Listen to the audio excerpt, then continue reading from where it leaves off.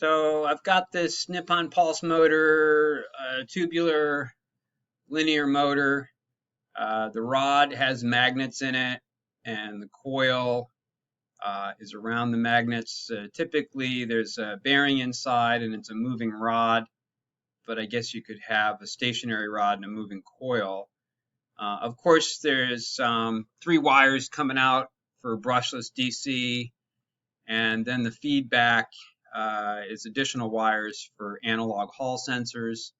The old Copley Servotube used sine cosine, 1 volt peak to peak, kind of like an encoder, so you could interpolate it and do analog Hall.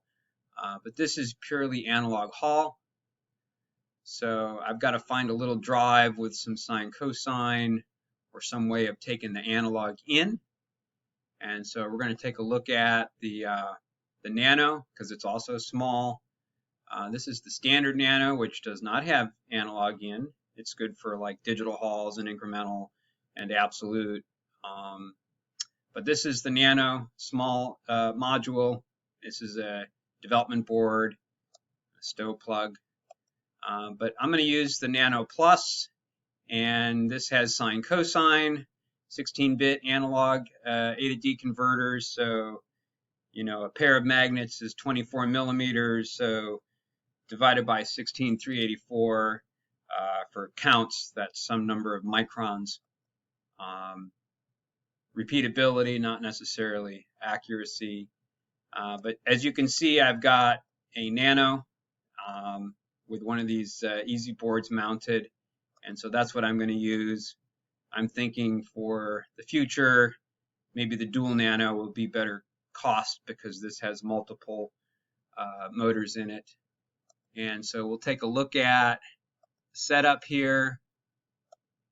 So basically I've got the tubular linear motor here, and the magnets will move, and then the analog Halls, we power it with 0 to 5 volts. And this has U and V and W, 0 to 5 volt analog coming back. So I've sort of jerry-rigged a voltage divider and series resistor to measure analog U and V. It's pretty good for doing a little test here. I'll get firmware to shift the Hall by 30 degrees to go from 120 to 90 degrees. That's no problem. I got it powered here, keep alive, bus voltage, serial cable, and there's the Nano with a heatsink. You don't need a heatsink for this motor. This is like very low current, so maybe 3 amps at the most or something.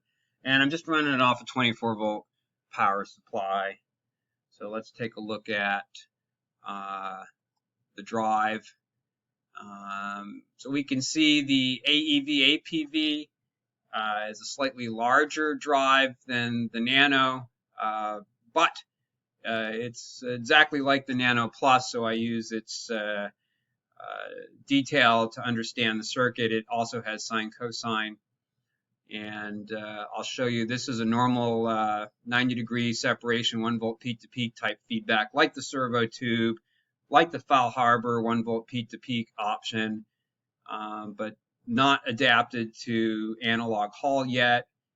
So for the circuit, what I did is voltage divider with 500 ohms gives me the center point. I tied that to the ends of the differential receiver, and then I just take analog U and V, even though they're 120 degrees separated, and put them through a series 500 ohm resistor. So I get pretty good, you know, plus or minus, maybe a little less than 1 volt peak to peak, depending on the true amplitude coming from the motor.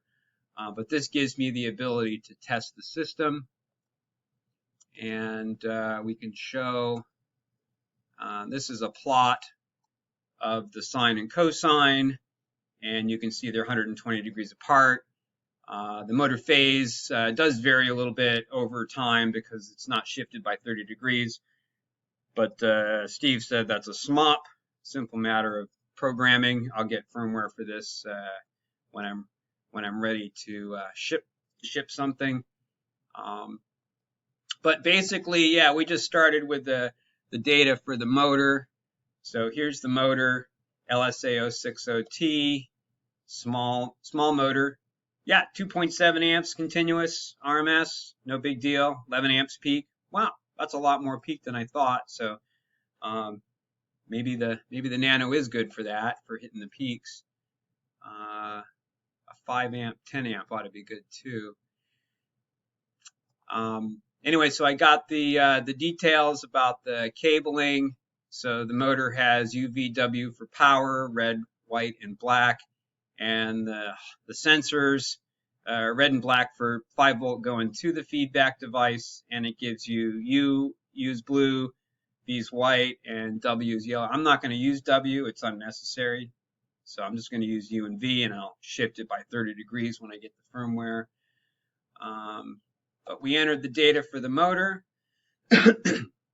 So Nippon Pulse motor, I had a label on the motor with a part number, so I just copied it in there. And then there was the specification sheet for the motor.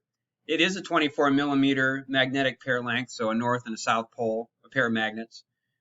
There's some mass, there's some peak and continuous force, Newton meters per amp and volts per meter per second.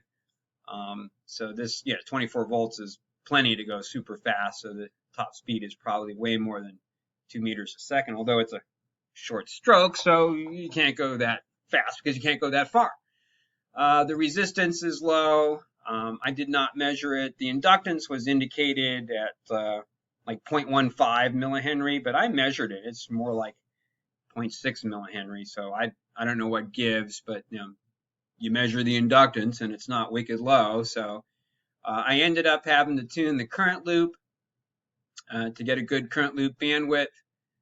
So I didn't pick values that were too aggressive because, these are never fast anyways.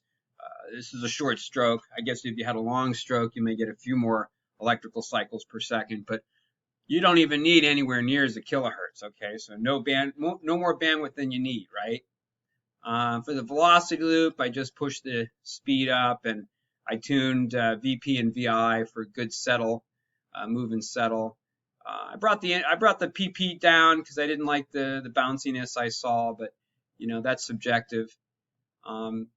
Let's take a quick peek at the basic setup. So it's a brushless linear motor, and here we can select low frequency analog halls and analog hall, so both from 1, right? So for the feedback, I'll ask for 30 degrees for the position, but I'll leave the analog halls alone unless they too need to be shifted by 30 degrees. But because the magnetic pair length is 24 millimeters and it's a 16-bit AtoD, of course you can go 2 to the 16, and that gives you a crazy number of 65536 divisions of that. So that's about 370 nanometers. So move the decimal point over 3 places, 6 places, and you get 370 nanometers, or 0.37 microns.